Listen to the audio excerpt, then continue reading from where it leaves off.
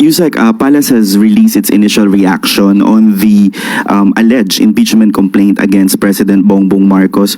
Siguro po, has he been made aware of these moves, and how ready is he to face claims of betrayal of public trust kung umabot man po sa impeachment complaint talaga? Kasi nakita na rin natin sa balita na di umano na may lumapit sa isang mambabatas na mga supporters ng isang politician. So, at mukhang sila ay mga miyembro ng DDS. Sa mga supporters po ng Vice Presidente na nagnanais po na magsampa ng impeachment complaint, mas maganda po siguro bago magturo at tumingin sa iba, tulungan muna nila ang idolo nila.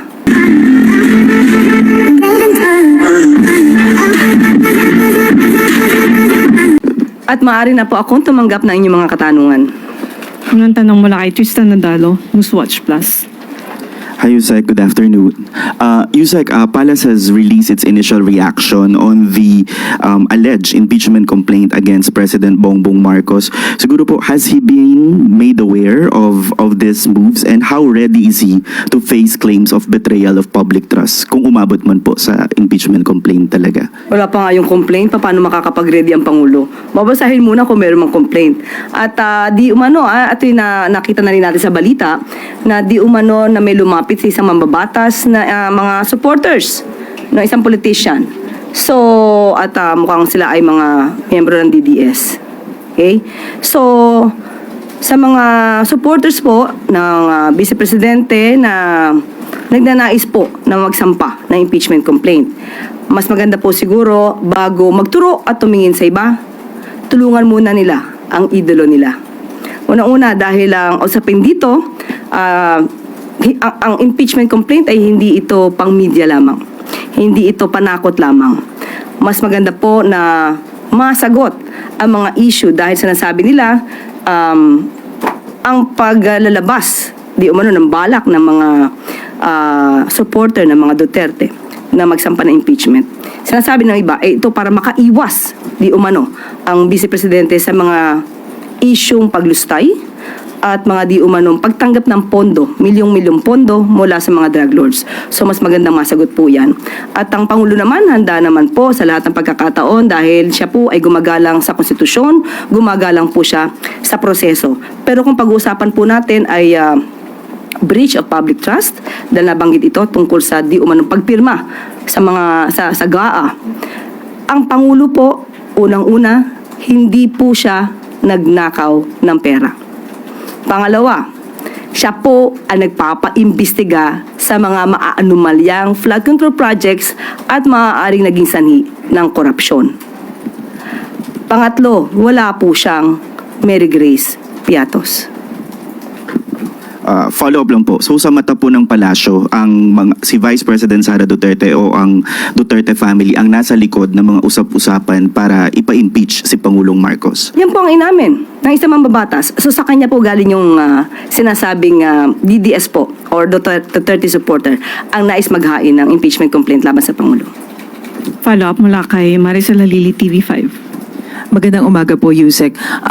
Although your statement is clear, I wonder how confident is the President or Malacanang when it comes po doon sa support ng mga members ng Congress, because we all know this is a numbers game. Sa ngayon, tiwala pa rin po ang Pangulo na meron pong pagtitiwala rin sa kanya ang mga mambabatas dahil hindi naman po gumagawa ng kamalian ng Pangulo. Siya pa nga po ang pumortekta, lalong-lalo na ng 2025 budget dahil bago po ma-release ang pondo, kailangan po may conditional implementation at yung tinatawag natin for later release na maraming umalma at ang sinabi pa ito ay First Lady reject. So pinangalagaan po ng Pangulo ang ating pondo. Kaya sa mga matitino din po at maayos na mga mababatas, alam po natin kung saan sila gagawin. Gagawin sila sa matino at hindi sa mga korakot. Ma'am, nung first time na lumabas yung issue ng impeachment against Vice President Sara Duterte, it was clear that the President does not want it to push through. Ganun pa rin po ba ang posisyon ngayon ng Pangulo tungkol naman doon sa bantang impeachment against the Vice President? Noong nakaraang linggo po ay nakausap natin mismo ang Pangulo at tinanong natin dyan. Dahil sinabi po natin, tinatanong na po ng MPC kung anong inyong magiging reaksyon sa mga nababalitang magsasampa ng impeachment complaint laban kay sa Vice Presidente. Ang tanging tugon lamang niya sa akin ay kung ano po ang pagtrato sa pag-iimbestiga sa flood control projects, mga anomalyang flood control projects. Ganon din po ang gawing pagtrato sa paggagawa or sa pag-iimbestiga patungkol dito sa impeachment complaint laban kay VP Sara. Sunod na tanong mula kay Alvin Baltasar, Radyo Pilipinas.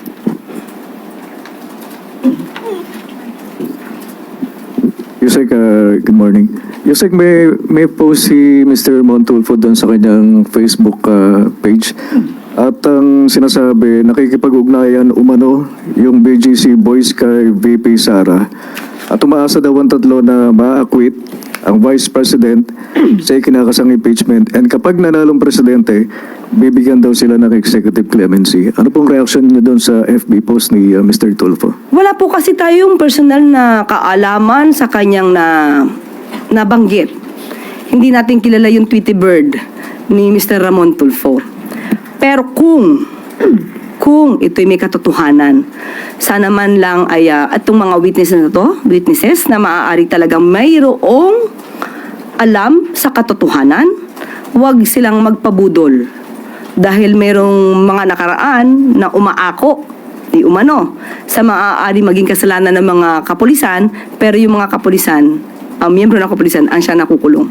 So sana wag pabudol dahil ang kailangan po ng tao ngayon ay katotohanan, maaaring sila pa ang maging susi upang lalo na mapaglabanan ang korupsyon. At kung sila may makakatulong sa bansa, maaari naman sila maging state witness, depende po sa kanilang qualification. So wag lamang pong pabudol dahil kailangan po sila ng bansa. One more question on my part, Yusek. Anong reaction natin doon sa information na babawin daw magkakaroon ng retraction itong sila Hernandez, si Bryce Hernandez at si JP Mendoza sa kanilang affidavit sa naging participation nila doon sa flood control. And lumabas yung information na gano'n doon mismo sa interview ng kanilang abogado, si Atty. Ramon Esguerra. Sa ating pagkakaalam, parang hindi naman yata siya ang abogado ng dalawa. Si Atty. Ramon Esguerra. Parang ang hinahawakan yata niyang kliyente ay si Senator Villanueva. Pero hindi naman yata po yung dalawa. Pero still, Yusek, lumabas yung information na babawiin daw ng dalawa yung kanilang ano. So ibig sabihin nakausap niya na po yung dalawa. Yun ang, O may usapan na po ba sila? yun lang lumabas sa balita. Okay, well, again, wala po tayong personal knowledge on that. Pero muli, sa mga witnesses na maaari makatulong sa bansa, wag po kayong magpaloko dahil baka po lumabas na instant na kayo po ang maligtas dahil sa inyong mga katotohanang isisiwalat, kayo'y magamit at kayo pa ang mapunta sa kulungan. At ang inyong itinuturo na malalaking isda, sila pa po ang makawala. Follow-up question mula kay Ace Romero, Philippine Star. Yusek, may I just go back to your statement quoting the President about the impeachment kay VP Sara. Kung ano man ang pagtrato sa pag-imbestiga sa flood control projects, ganun din ang pagtrato sa pag-imbestiga sa impeachment complaint. May we get an elaboration on that? Ibig sabihin, managot ang dapat managot. Ano po ba ang laging sinasabi patungkol sa mga maanumalyang flood control projects? Kung may issue, kung sangkot, dapat managot. Ganon din po ang dapat na itrato natin sa impeachment complaint. Kung isasamba po ito laban sa Vice Presidente. So, balikan ko din yung tanong. May explicit po bang pahayag ang Pangulo kung kanyang susuportahan o mananatili siya sa kanyang stance na magiging hadlang ang impeachment sa pagpasa ng priority bills ng Kongreso? Wala po yata siyang sinabi na impeachment magiging hadlang. Yung dati, sinabi niya dati. Yun po ang sinabi ng Pangulo. We can read between the lines. Dapat nating itrato ang impeachment complaint kung maisasampa katulad ng pantrato sa masinsinan at malawakang pag-iimbestiga sa mga anomalyang flood control projects. So it's accurate to say that the President will not stop the filing of another impeachment against the Vice President? Igagalang niya po ang proseso. Kung ang prosesong yan ay dapat masampa ayon sa mga ebidensya, igagalang po ng Pangulo ang proseso. Salamat po. Kat Domingo, ABS-CBN. Yusek, can we get an update dun po sa whereabouts ni Zaldico and Harry Roque? Bakit po natatagalan tila yung pag-trace considering na medyo ilang months na rin po silang hinahanap and na-cancel yung passports pareho? Itatanong ko po yan sa DOJ at saka sa DILG. Sa ngayon po ay hindi po tayo nakahingi ng update dahil hindi po siya ngayon nabibigyan ng tamang pagtugon dahil marami rin pong mga issues na dapat tugunan. Pero sa ngayon po, at since ito po ay nai-open nyo, malamang po after this, ako po ay magtatanong at maghihingi ng update sa kanila. Yusek, nag-circulate po yung photo ni Harry Roque and Philippine Ambassador to Austria, Luli Arroyo. But it appears na 2023 pa, it seems, yung photo na yon. Did we get an update from our, or what updates did our ambassadors or consular offices in Europe provide? What updates did they provide to the national government in terms of the whereabouts of either Harry Roque or Zaldico? Patungkol po doon sa larawang nagsisirculate, patungkol po kay Harry Roque at kay Ambassador Luli Arroyo Bernas. Naalarma rin po ako, personal na naalarma ako. Pero nung nakita ko po yung larawan, mukhang hindi naman po siya yung kasalukuyang Harry Roque na magre-reflect doon sa picture. Doon po ay medyo malusog pa po siya at maayos pa po ang kanyang hairdo. So, nung tinanong po natin, lumalabas na to yung 2023. At tinanong po mismo natin si Secretary Tess Lazaro kung anong katotohanan dito dahil nga mukhang nababahiran ng pagbibintang kay Ambassador Luli Arroyo Bernas na dapat ay hindi kung wala naman talaga nagaganap. Ayon po mismo kay Secretary Tess Lazaro ay yung larawan na po yun ay 2023 and since then hindi na daw po naman nakadalaw ang si Harry Roque sa nasabing lugar at sa nasabing opisyal. So, yun po, hindi po siya latest na larawan. Ma'am, yung embassy sa Netherlands, wala po silang kahit anong information. Wala po akong koneksyon ngayon sa embassy sa Netherlands kung patungkol po dyan. At muli, itatanong ko dahil hindi ko pa po sila natanong patungkol po dyan. Sunod na tanong mula kay Junel Maribuhok, UNTV.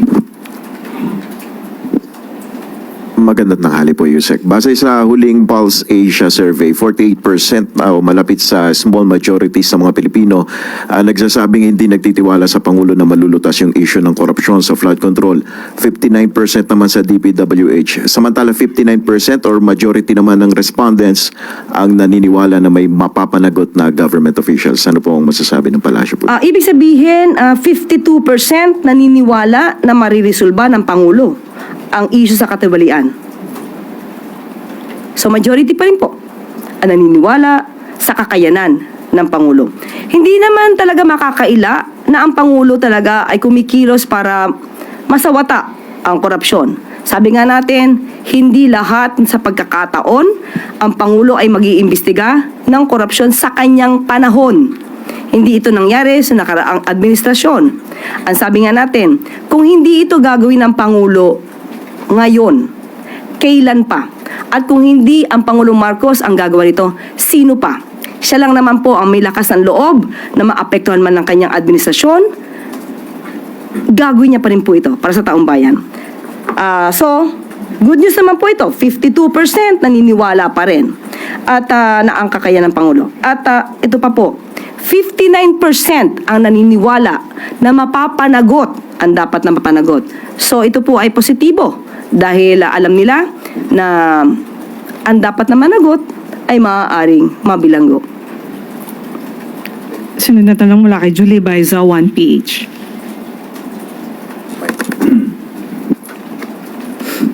Hello, Yusek. Colonel Mongao voluntary turned himself po last Friday. Sinabi niyo po before na the President is closely monitoring yung developments. Ano na po yung next action or susunod na hakbang ng palasyo after po niyang isuko yung sarili niya? Ang Pangulo lang po, hahayaan na lang po niya ang otoridad, ang tamang ahensya, na siyang kumilos kung ano nararapat dito. Muli, due process, rule of law, ang paiiralin po ng Pangulo dito. Inaasa na lang po ba natin kung ano yung magiging resulta ng investigasyon ng military po? Kasi nasabi nga niya na the President lost his moral ascendancy to be the Commander-in-Chief. Wala po bang other action or ipupush na sanctions yung Palace? Hayaan po natin ang tamang ahensya kung magpapataw sila ng mga penalties or sanctions laban dito kay Colonel Munggaw. Thank you po. Ivan Mayrina, GMA7. Balikan ko lang po yung impeachment against the Vice President. Ang sinasabi po ng Presidente ngayon ay managot ang dapat managot, as you said. I think we can safely say na ito po ay departure from his statement during the first impeachment complaint na sinabi niya hindi ito makakatulong sa ordinaryong Pilipino. Yan po ang posisyon na dati and he expressed opposition to the impeachment process. But it went on anyway dahil nga po proseso daw yun. What changed, ma'am, between the first impeachment complaint and the possible refiling of that same complaint? Kung ang Pangulo po ngayon ay nagsasabi na ang lahat ng sangkot ay dapat managot, wala naman po sigurong exemption. Kung may mga pagkakasala na gawa, dapat din po managot. Lahat dapat managot. Pero nung una po kasi sinasabi niya hindi yan makakatulong sa ordinaryong Pilipino. Hindi pa siguro nakikita kung gaano kalawak ang maaaring naging issue noon. Salamat. Huling tanong mula kay Ana Bajo, GMA News Online. Hi ma'am. Ma'am, hingi lang po sana kami ng update kung nakaalis na po ba si Presidente papuntang Abu Dhabi. Hindi pa po. Kailan ma'am yung ano po Sabihin ko po mamaya. Pero tuloy ma'am, tuloy. Today. Tuloy. Okay. Tuloy. At ibibigay naman po namin sa inyo ang update kapag ka po ang Pangulo po ay lumipad na patungong Abu Dhabi. Pahabol na tanong po mula kay Tuesday New. Habol lang ma'am. Bakit po walang coverage yung departure niya for UAE? Hindi siya open for coverage? Walang kasamang media. Yes, Hindi rin ma'am, po ako kasama. Opo, pero usually ma'am kasi pag nag-abroad siya, kahit yung departure lang niya, pinapakover nila. But wala po ngayon. Hindi ko rin po, so ipagpaumanhin, hindi ko po naitanong. Ibinigay lang po sa amin ang detalye kung ano kanyang gagawin sa Abu Dhabi at magpipirma nga po ng mga mahahalagang agreements pati memorandum of understanding at mamaya malamang po kapag ito po ay nabigyan ako ng impormasyon tungkol dyan, maaari ko pong i-share sa inyo maya-maya lamang po.